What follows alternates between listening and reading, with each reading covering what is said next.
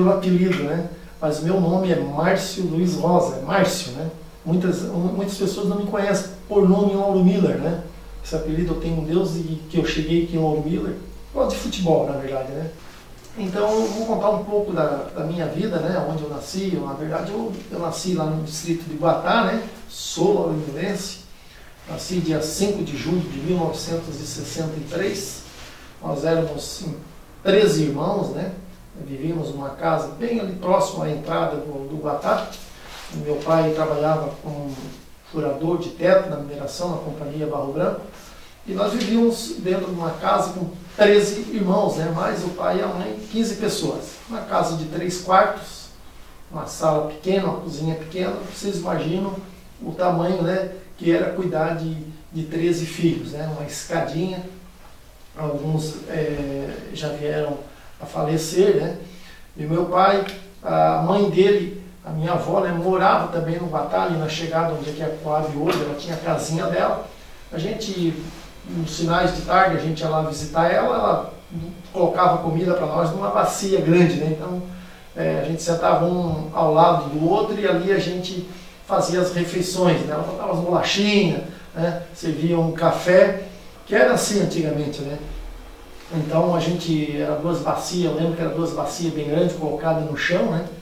Já sabia que 4 horas, 4h30, os meus irmãos, a gente já ia subindo o morro ali da Coab, onde é a Coab hoje, e nós íamos numa casinha lá que ela tinha lá, até lembro da cor, né? Uma casinha rosa, bem pequena mesmo, né? Só morava ela e uma filhinha que ela tinha. E ali no Guatá a gente viveu, eu vivi ali até 8, 9 anos. Depois a gente veio morar em Lauro Miller, né? Assim que meu pai se aposentou. A minha avó, né?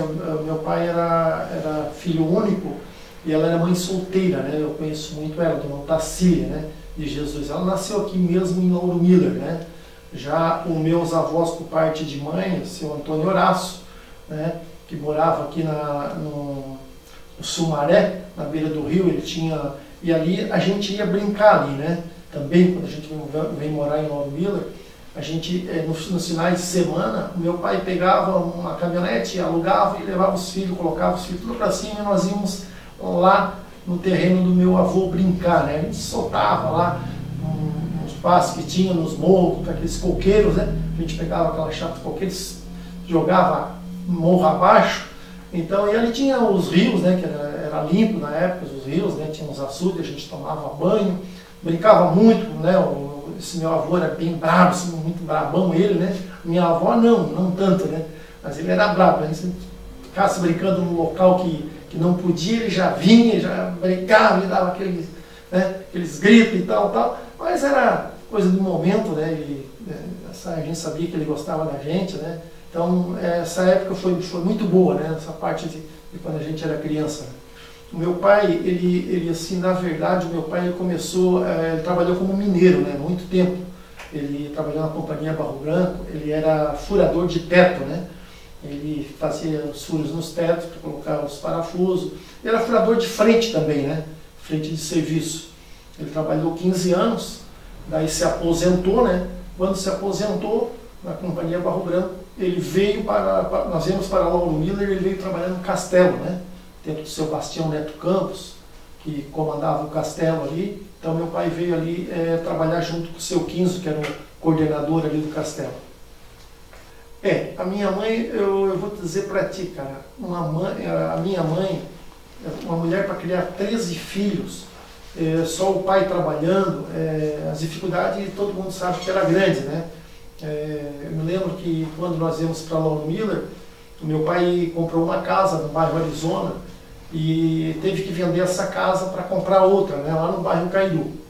Então a gente acabou se mudando para o bairro Cairu e ali minhas irmãs, meus irmãos, né, alguns já tinham saído de casa para ir embora, para trabalhar em Porto Alegre, outros em Joinville. E um dos meus irmãos tinha sofrido um acidente e nós tínhamos só essa casa, né, no bairro Cairu. E para socorrer esse meu irmão, meu pai teve que vender essa casa. Então aí tu imagina 10, 12 filhos e sem casa, né? Meu pai acabou vendendo essa casa e essa casa salvou a vida do meu irmão.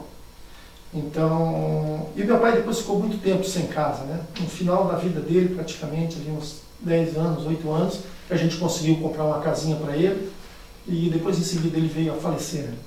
Com 83 anos. Coisa boa é relembrar esse tempo, né?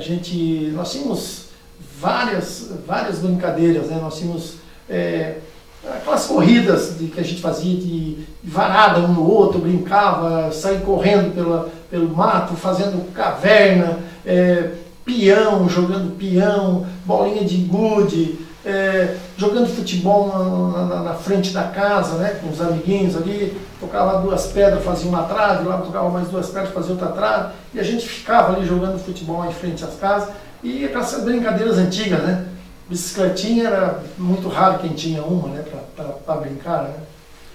Daí eu comecei a estudar, na verdade eu já comecei lá no Guatá, né? Eu comecei no início do primário lá e depois vim para Lauro Miller.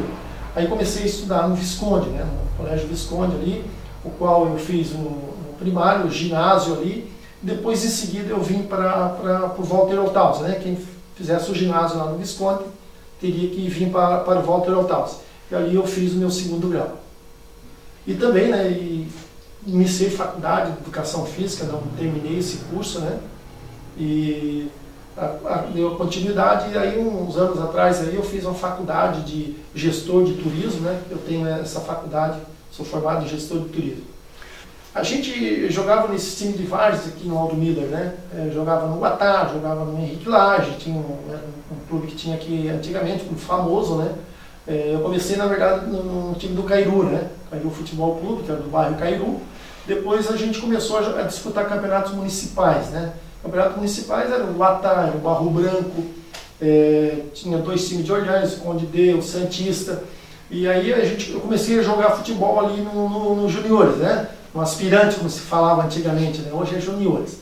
Então, ali que eu comecei a minha carreira de futebol.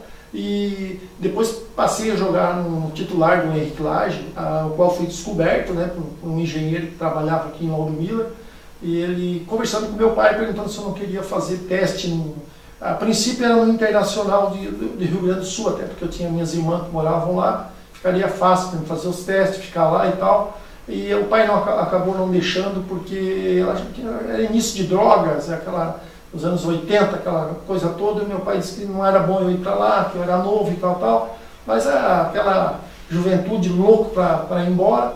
Aí esse engenheiro acabou tentando arrumar lá no Figueirense, em Florianópolis, também não deu certo, e enfim, acabou sobrando o time aqui mais próximo, né, que é o time do Criciúma. Aí eu me apresentei lá através desse engenheiro, fiz o teste, passei, acabei ficando 1 ano lá jogando no time do Criciúma e treinei com alguns jogadores na época, de titulares, treinei com alguns titulares, né? Paulinho Criciúma, Jorge Veras, Sandrini, 13, são jogadores dos anos 80 que eram os craques do time do Criciúma. Quando eu fiz o teste no Criciúma, né, para o juvenil do Criciúma, o Criciúma fazia fez uma preliminar, Criciúma e Santos. E eu já fazia dias que eu estava lá, já tinha passado no teste, já tinha o meu local lá para dormir, a gente dormia, existia um restaurante que existe lá em Criciúma hoje, que era o Azulão, né? E a gente dormia, eram só 9 juvenil podia dormir lá, né? O resto morava no município mais próximos ali, locais mais próximos, né? Município, mas lá só tinha lugar para 9, eu era um dos 9 que parava lá, né? E aí chegou, né, nesse jogo de Criciúma e Santos, era um jogo festivo, né? Acho que, se não me engano, aniversário da cidade de Criciúma. E aí eu achei que não ia nem jogar, porque eu estava recente lá no juvenil. Aí o treinador chegou lá no quarto e falou: ó, a partir de hoje tu já é juvenil, tal, tu já está certinho, tu já está aqui, eu quero que tu faça a tua estreia num jogo do Criciúma e Santos. Eu disse: pá, cara, nesse jogo aí não tem como deixar outro jogo mais fácil para... Ele disse: não, eu quero que tu estreie ali, então a tua estreia vai ser ali. Aí eu disse: não, tudo bem, beleza. Aí concentramos, tudo certinho, né? Esse jogo, se não me engano, foi numa segunda-feira. E a cidade era feriado, a cidade estava parada, aquilo encheu o estádio, né? Quando cheguei lá para ir para o vestiário fica debaixo das arquibancadas, eu já vi aquele barulho, né? Eu disse: meu Deus do céu, cara, vai entrar o primeiro jogo já.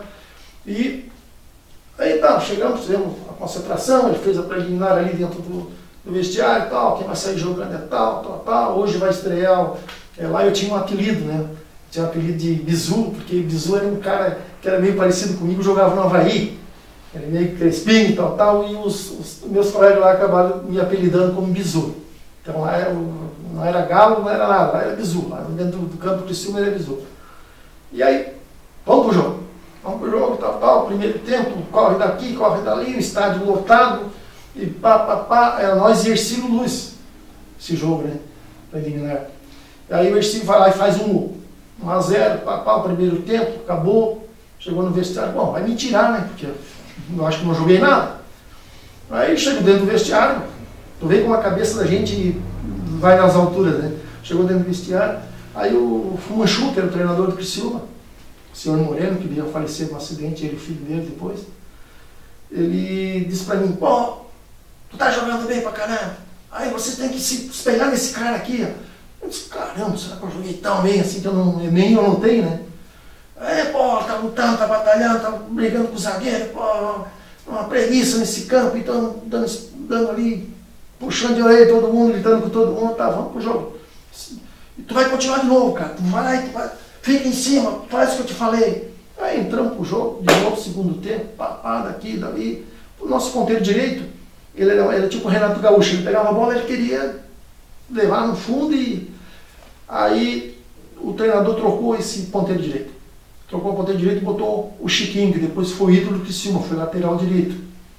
Esse cara, aí o Fumanchu botou ele de ponteiro direito no lugar desse do Nero, né? Que era o ponteiro direito, bem parecido com o Renato Gaúcho, estilo dele, até meio fisicamente ele é bem parecido com o Renato Gaúcho.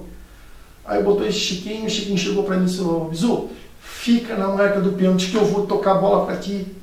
Fica na marca do pênalti. Rapaz, a felicidade desse cara, quando ele pegou essa primeira bola que ele pegou, ele levou na linha de fundo, ele deu um corte no zagueiro, no lateral, levou na linha de fundo e cruzou. Quando ele bateu na bola, eu senti, essa bola vai vir em mim. Parece que foi coisa de Deus. A bola veio uma direção, o zagueiro me marcando, na marca do pênalti, só que o zagueiro era um pouquinho mais baixo do que eu, qualquer coisa. Morenão forte. Eu disse, vou sair dele. Quando eu saí dele, parece que a bola sobrou e eu dei uma cabeçada. A bola foi lá na gaveta, do lado esquerdo do goleiro, 1-1. Faltavam uns 15 minutos, mais ou menos. Aí empatamos o jogo, tal. Acabou o jogo, fomos para dentro do vestiário. Chegou lá, estava o presidente do Juvenil, bem me abraçado. Tem esse futuro, não sei o que, tal. Eu disse, não, que bom, fica com a gente aí, tu não vai te arrepender, blá. Aí fiquei mais um tempo, depois acabei saindo do time do Criciúma, né? Aí tinha namorada aqui, discoteca final de semana, gurizão novo, pai não tinha estrutura para me aguentar lá dentro, e acabei desistindo, vim embora, e até por sinal eu vim embora bem no dia da inauguração do nosso ginásio de esporte. Foi dia 20 de janeiro, o ano eu não lembro bem, mas foi bem no dia que eu vim embora. Teve um jogo que foi lá foi em Criciúma contra o time do União, estadual amador. Tem aquele dia que é teu dia, né? Tu jogou e e na verdade até não fui eu que perdi o pênalti, mas eu senti muito, porque ficou marcado para mim na minha cabeça. O seu Nelson Piranha era o treinador do Guatá. Eu quero que o Galo bata o pênalti, Aí o Rato foi lá e pegou a bola, o Ratinho, quem vai bater sou eu. E eu disse, cara, eu tenho certeza que eu faço esse pênalti, com aquela confiança, com eu que tinha cavado o pênalti. E aí o Rato vai bater o pênalti, perde o pênalti. Aí deu a Rato. Naquele jogo, para mim, parece que não valeu nada. E assim, foi uma coisa que me marcou muito, né? Foi esse jogo contra o União Mineira. De salão, né? A gente jogou muito tempo. Nós tínhamos times aqui patrocinados por algumas empresas, né? Que na época, então, eles davam os trocados para a gente jogar ali e tal. A gente acabava jogando para essas empresas. Eu joguei algumas vezes na CME, né? Fui convocado para a CME, uma época muito boa, né, do futebol de salão, onde se dava muito valor, né, pelo jogador. O jogador entrava na quadra realmente para ir lá mostrar futebol, né? Hoje é mais no dinheiro, é mais complicado, enfim, nós passamos uma fase muito boa, né, tanto no futebol de campo como no futebol de salão aqui em Lauro Miller. O nosso ginásio era lotado, né? Segunda, quarta, sexta-feira, tinha dia que não cabia mais ninguém no ginásio, né? Para ver um jogo Sumaré e Cairu, Arizona e Cairu, Barro Branco, Batá, realmente tinha times bons aqui, né? Até porque a mineração funcionava a todo vapor, né? Então muitos jogadores às vezes arrumavam emprego nessas empresas para jogar no futebol, no time dessas empresas, né? Nós tínhamos o time do Henrique Lage, né? Foi o ano que nós fomos campeões, né? Nós tínhamos o Leca, que hoje não está mais aí. Nós somos campeões pelo Henrique Lage. Nós tínhamos o Ganzella, o César, zagueiro, o Mar Vicente, o Chiquinho, que depois foi morar em Siderópolis, acabou falecendo agora há poucos anos, há pouco tempo.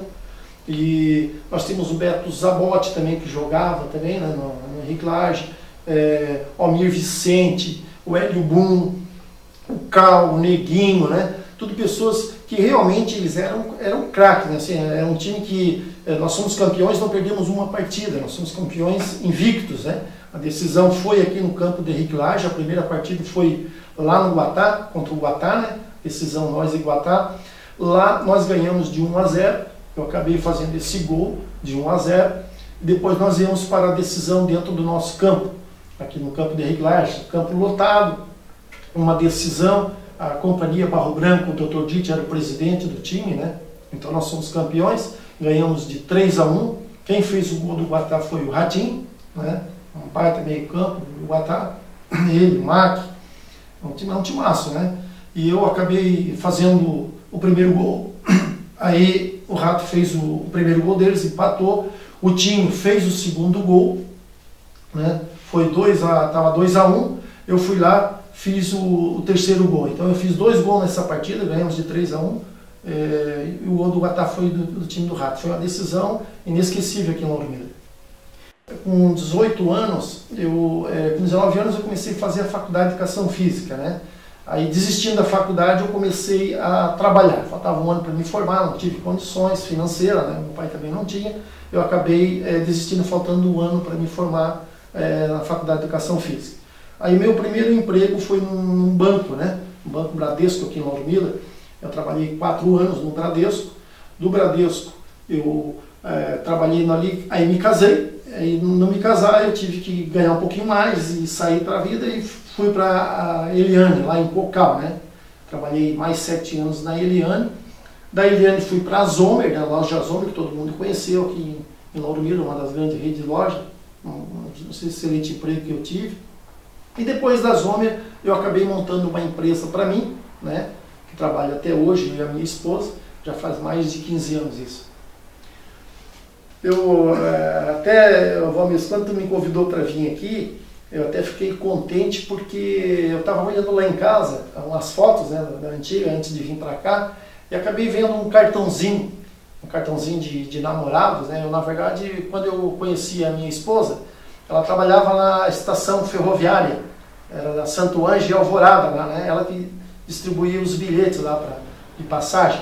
E eu um dia lá, antes do dia dos namorados, se não me engano, 2 dias, eu ainda tenho esse cartãozinho, eu cheguei lá na rodoviária e ela estava lá olhando uns cartões, tal, eu perguntei para ela se ela não dava um cartão para mim de namorado. Ela disse, não, tu não é meu namorado, eu não posso dar esse cartão para ti. Ela disse, não, mas eu vou te dar um para ti, tu vai ser minha namorada a partir de hoje.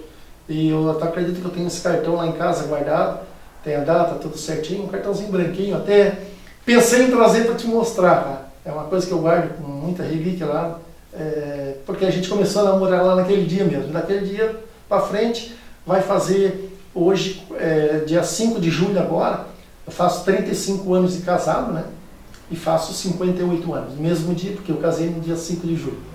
A gente casou em 86, né? Eu tenho um filho que nasceu, a Sandra já casou grávida, na verdade, né? Então, quando nós casamos dia 5 de julho, 26 dias depois nasceu o meu filho, né? Então aí nasceu o Norton, né? Hoje ele se encontra lá em Blumenau, ele tem uma empresinha, ele trabalha lá em Blumenau. Ele está com 35 anos, ele faz agora dia 1º de agosto, no mês seguinte, né? No mês de julho. Então, o Norton teve uma filhinha, né? Que chama-se Yasmin, que hoje já está com 16 anos, já é uma mocinha, né? Então, é o único filho que eu tenho, né? E uma neta, né, que eu tenho. Vamos voltar um pouco atrás, lá na tua... Quando era muito novo ali, uns 13, 14 anos, né? Tinha a primeira comunhão, né? A gente fazia um cursinho que era na igreja, a gente fazia para depois fazer a primeira comunhão. E eu faltava muito, correndo atrás de bola, eu sempre perdi essa... E acabei não me formando, acabei não me fazendo a primeira comunhão junto com meus colegas da minha idade.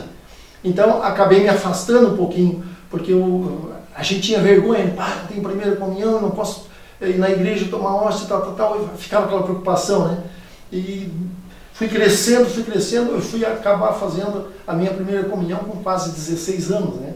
Então, quanto era para te fazer lá com 10, 12, não lembro a idade certinho, mas acabei deixando passar aquilo ali, e depois, mais tarde, eu vim e fiz a primeira comunhão, né? Então, uma coisa meio que gozada, mas é verdade. Eu lembro da Dona Zaida. Dona Zaida, a gente quando chegava na portinha ali, que ela olhava pra gente com os olhinhos assim meio atravessados, se chegasse 5 minutinhos atrasado, já era motivo para ela te olhar meio atravessado, né? Mas assim, sempre com a educação, eu sempre digo assim, eu tenho saudade dessas pessoas, porque elas nos educaram, né? Assim, elas faziam com que a gente tinha respeito por ela, não era medo, era respeito, né? Então, quando a gente tinha uma doutrina daquela ali, a gente chegava lá, Dona Zaida, ela vai tomar alguma parte ali do catecismo, né? Era um livrinho, ali tinha tudo para decorar aquilo ali. E se chegasse numa doutrina daquela que tu não soubesse, ela fazia tu repetir 3, 4 vezes. Eu acho que a educação parou nessas pessoas, né? Assim, a educação de educar um filho parou nessa Dona Zaida, parou no meu pai, na minha mãe, né? A gente, de uma certa distância para cá, houve muita, assim, não é que nossos pais não cobraram, ou nós não estamos cobrando, né? O mundo mudou, né? Então, essas pessoas, elas teriam que estar nesse mundo de hoje para reeducar nós tudo, né? Vamos botar assim, né? Eu lembro lá do tempo do Guatá, quando eu comecei a estudar, a nossa turma não tinha a sala de aula. Eles tiveram que construir, eu não sei se está lá até hoje, eles tiveram que construir uma sala, uma casa, do lado do colégio, porque algumas classes não teriam sala de aula. Eu me lembro que foi uma casa construída meio que às pressas, e ali eu comecei o meu primário ali, né?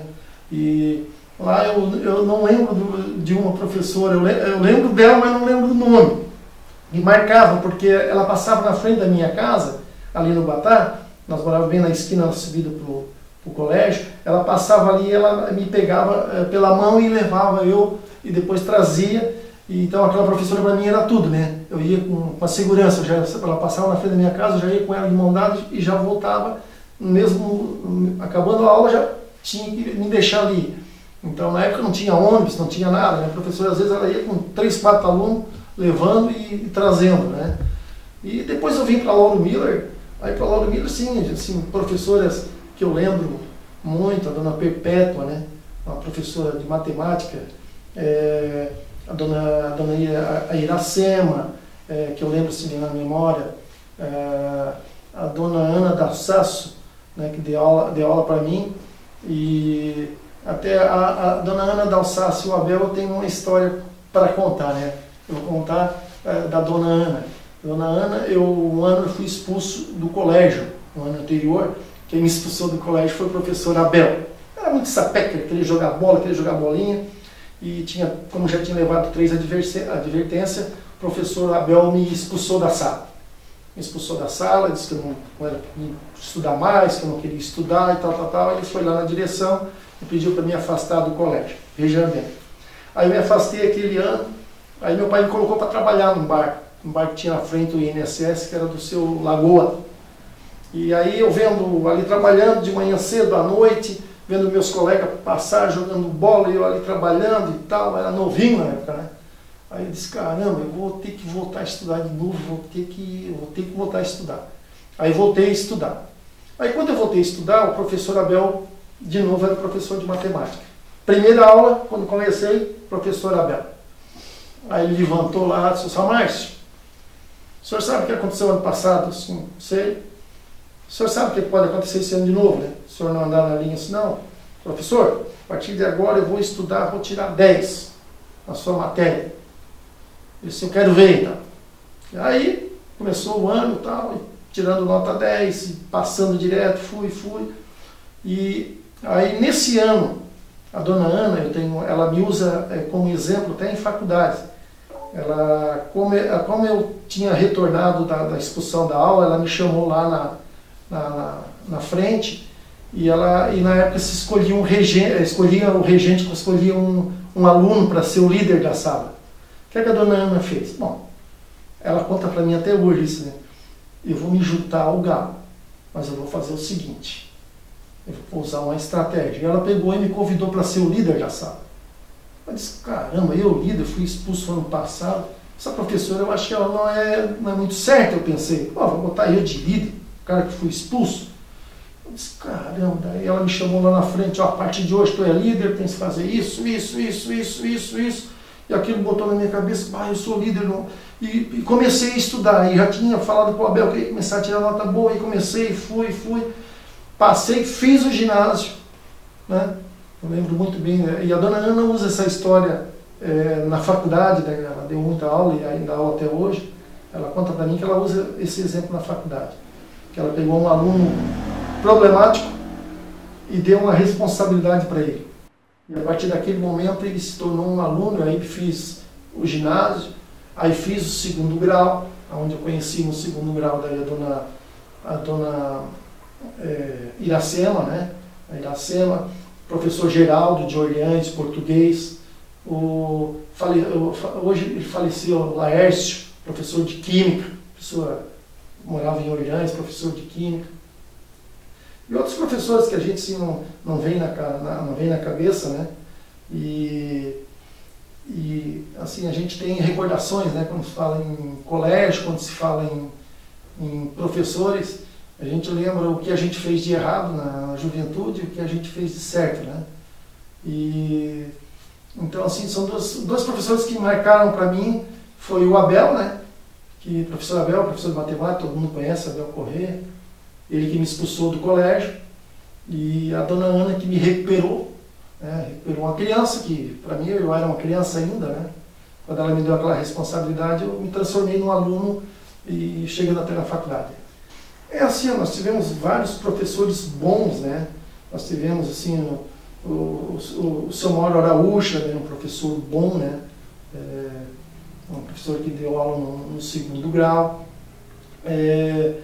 Tinha professores, assim, meio rígidos, né? Mas eram bons, né? Assim, tem uma senhora baixinha, que eu não lembro o nome dela, aquilo todo mundo tinha medo dela, né? Ela já entrava na sala com a régua. Né? Então, quando ela chegava, ela soltava aquele reguão dela lá, e ela não tinha perdão não. Se tu vacilasse, ela te dava uma reguada nas tuas costas, até mesmo na tua mão, né? Não se para machucar, mas ela batia, né? Então, na época, ela podia fazer isso, né? Hoje, se fizer isso aí, nossa senhora, vai dar um transtorno. Nós tivemos ótimos professores, sim, aqui no Auro Miller.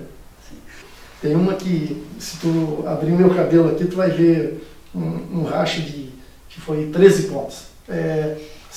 Todo mundo aqui conhece, quem vai para o cemitério Santa Bárbara, do lado esquerdo, tem uma cascata, tem uma cachoeira, deve ter até hoje.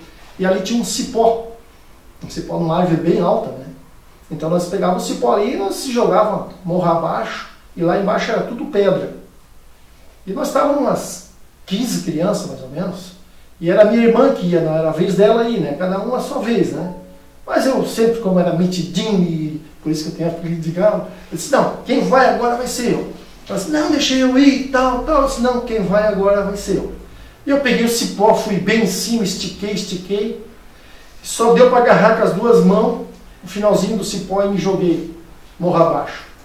Quando eu estou indo, quando chegou lá em cima, só vi um barulhinho, clac, quebrou o cipó. Quando quebrou o cipó, eu já vi que eu ia de cabeça abaixo no morro, e dei com a cabeça numa pedra, uma laje que tinha lá, rachou a cabeça, o sangue velho começou a correr no corpo, as gurizadas, meus amiguinhos ali, se jogaram tudo. E eu fiquei meio que tonto ali, Aí vieram até um posto de Ipiranga, chamaram, dizendo que eu tinha caído, e eu estava lá sozinho caído, sangue escorrendo pelo corpo. Aí chegou um senhor que também hoje é falecido, filho do seu Lourenço Pipoqueiro, que tinha aqui um Aldeniro, um negócio assim. Quando eu cheguei em cima no morro, que eu botei a mão no morro, que eu fui de gatinho, quando eu consegui botar a mão em cima do morro, ele botou a mão em cima de mim. O que foi, rapaz? Eu virei todo, estava tudo ensanguentado, aí fui para o hospital, levei 13 pontos na cabeça. Eu sempre digo, eu me arrependo por não ter me formado como professor de educação física.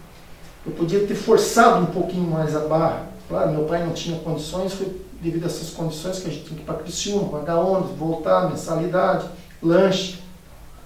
E eu me arrependo de não ter forçado mais a barra, não ter me formado, que hoje eu já estaria aposentado como professor de educação física. Isso eu me arrependo muito. Aqui nosso lugar era muito gostoso, né? Nós tínhamos as nossas baladas no Clube do Cairu, no Clube do Cruz de Malta, no Clube do Arizona, né? A gente chegava, torcia para chegar sábado à noite, torcia para chegar domingo à tarde, né? Para a gente curtir aquelas baladas, aqueles discotecas dos anos 80.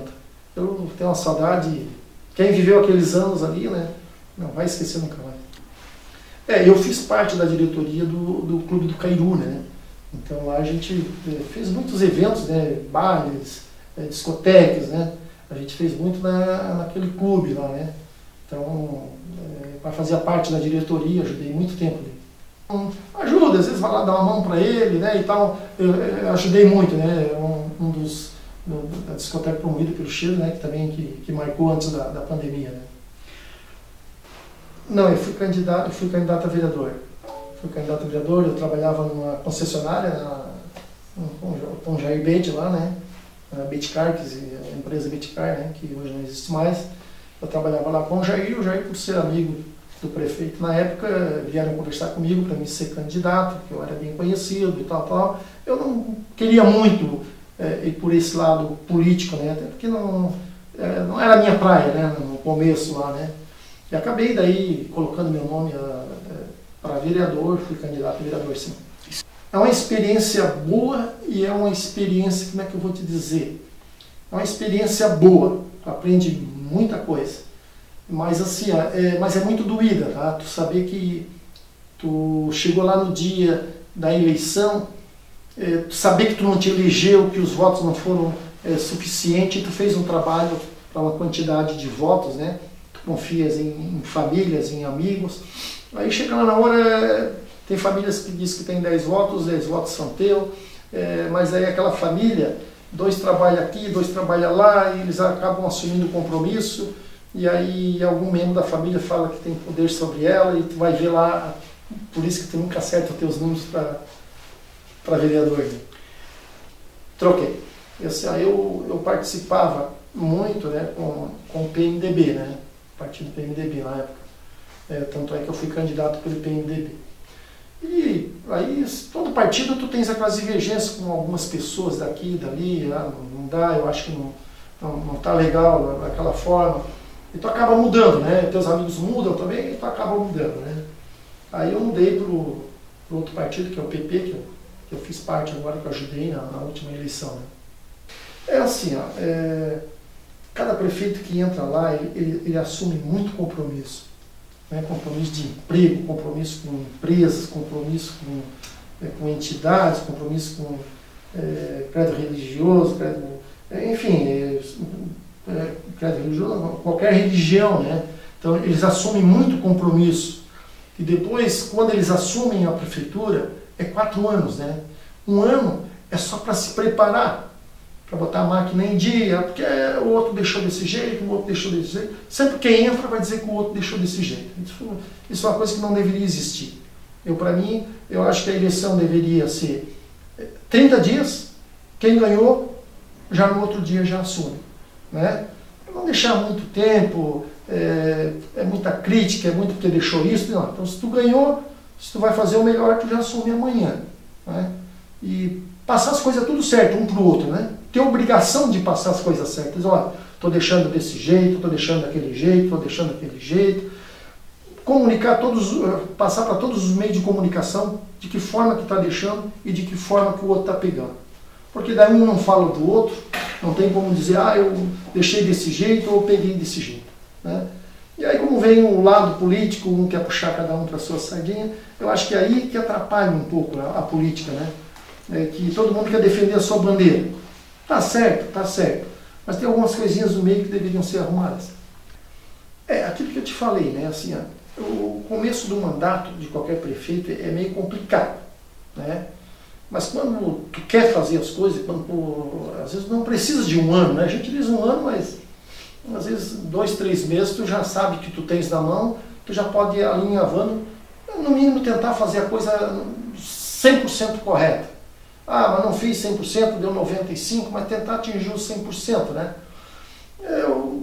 Como eu votei contra as duas candidatas que estão aí administrando, tu vai dizer assim para mim, tu torce então para que elas façam uma administração que dê errado? Não, eu torço para o município de Lauro Miller. Eu nasci aqui, a minha família é daqui. Eu queria muito que elas fizessem o dobro que o Valdir fez, que o prefeito anterior fez. Aí tu vai dizer, mas daí tu ficaria contente? Ficaria contente sim, porque eu moro em Lauro Miller, né?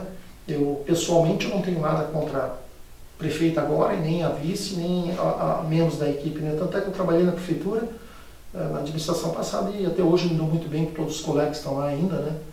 Então eu torço para que as duas façam o dobro que o Valdir fez, né? Porque eu fazia parte da administração anterior. Eu torço para que elas façam o dobro, se fizer o triplo, melhor, né? Então lá na frente, se elas forem candidato de novo, tu vai votar nelas? Não, eu tenho o meu partido político. Hoje meu partido é esse, né? E amanhã ou depois talvez até saia, nesse partido que eu estou. Mas eu torço para o município de Lauro Miller, né? E se elas estiverem fazendo a coisa honesta, a coisa certa, eu acredito que com a vista da administração delas dá certo.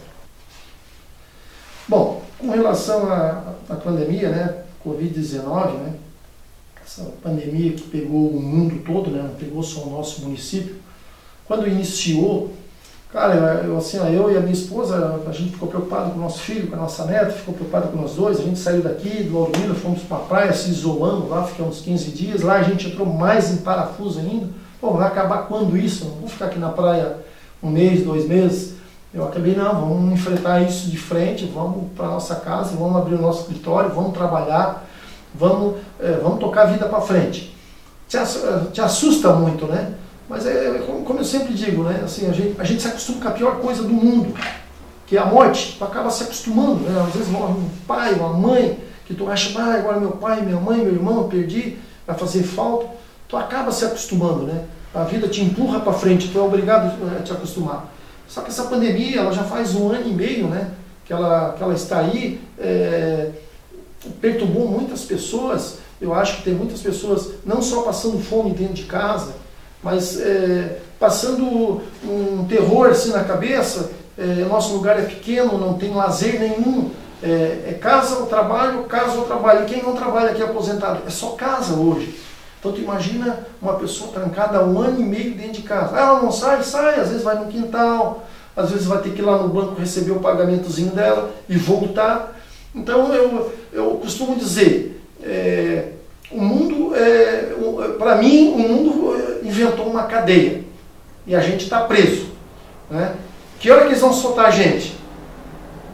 Ninguém sabe ainda, né? Porque o cara, quando é preso, ele sabe que ele vai ficar 30 anos lá, né? Nessa pandemia, me prenderam psicologicamente, né? Fisicamente dentro da nossa residência, e até hoje a gente não sabe quando a gente vai sair, né? Quando a gente vai ser liberado. E por isso que eu digo, né? Hoje nós temos que usar a máscara, nós temos que usar o álcool gel, né? Isso é uma coisa mínima. Até hoje eu estava conversando com um amigo meu, disse, cara, nós só temos 2 armas, na verdade. Nós tínhamos 2 armas. Nós temos ainda, que era a máscara e o álcool gel, só que nós tínhamos. Agora surgiu a vacina, né? E tem gente que está deixando de se vacinar.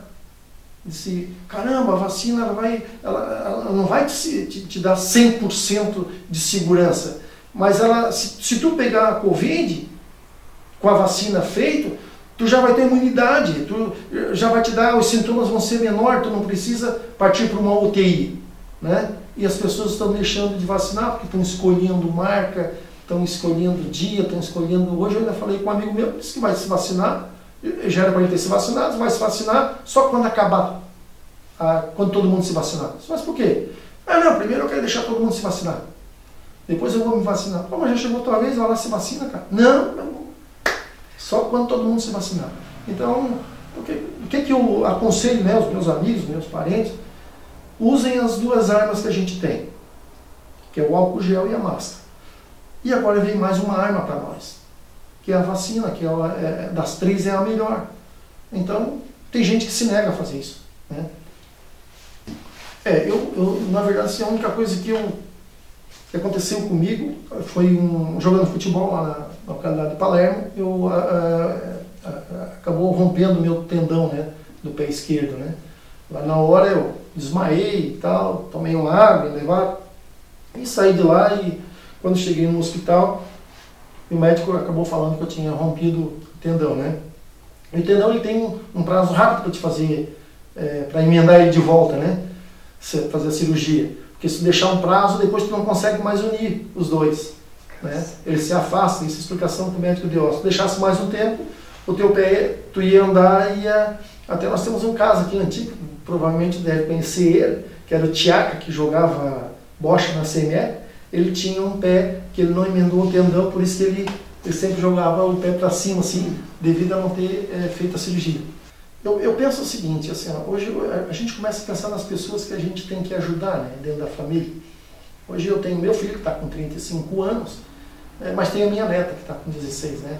Daqui a 26 anos eu penso que ela seja uma médica, seja uma professora, né? Tem uma formação e eu quero ajudar ela nesse sentido.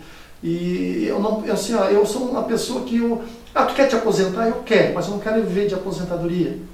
Eu quero viver trabalhando. Eu ainda acho que eu vou abrir uma empresa, né, talvez aqui em Lauro Miller, que eu vá dar emprego para algumas pessoas, 10, 20, 30. Eu quero, eu vou dizer assim, não é que eu quero morrer trabalhando, eu não quero parar. Né? Às vezes uns amigos meus, vou me aposentar, vou para a praia. Eu nunca vi ninguém se aposentar e ir para a praia e morar lá. Né? Vou me aposentar, vou para a praia, vou ficar lá, não quero saber de mais nada. Não. Eu acho que o homem trabalhando, ele é mais gente daquele que não trabalha, daquele que, me aposentei e agora vou para o bar tomar cachaça, vou ficar em casa, vou pescar, vou fazer isso. Não, eu acho que o trabalho ainda ele dignifica o homem mesmo, e dignifica mesmo, né? Então eu acho que tu trabalhando, tu é gente. Não é que trabalhando tu não é gente, né? É a expressão que eu uso. Tu trabalhando, tu tens amigo, tu tens como marcar um futebol, tens como marcar um baile, tens como marcar isso, tens como marcar aquilo. Então eu daqui 10 anos, eu ainda me vejo sendo um empresário. Eu quero estar lá com meus 70 anos, administrando uma empresa, né, dando emprego para um, emprego para outro, né, e ajudando a minha família, né, já com esse ritmo de ter essa empresa. Hoje eu tenho a minha empresinha, lógico, né, e se eu tiver ela daqui 10 anos, eu já tive mais empresas, eu já tive mais empregados, né, então meu sonho daqui 10 anos ainda estar trabalhando e ajudando a dar emprego e ajudando a minha família. Na verdade, quando era mais novo, eu ia muito à missa, né? A minha mãe cobrava para a gente ir à missa no sábado, no domingo, e a gente ia muito à missa, né? E depois aí veio o meu casamento, né? Eu continuei aí à missa, e assim, aí a gente acabou não se afastando da igreja, tu acaba relaxando, né? Porque quando tem uma festa, tu vai. Eu me cobro muito isso. Quando tem uma festa lá, eu vou. Até uma vez eu falei para o padre, acho que foi o padre Antônio, ele esteve na minha casa, lá no jantar, e eu disse para ele, bom, padre, como o senhor veio na minha casa agora, eu vou assumir um compromisso de ir na sua lá, a missa, né? Se eu quero te ver lá na frente, lá. Eu até fui algumas vezes, né? Padre Aires. Vai relaxando. Padre Aires, eu estava nessa... Padre Aires, né? Isso, Padre Aires,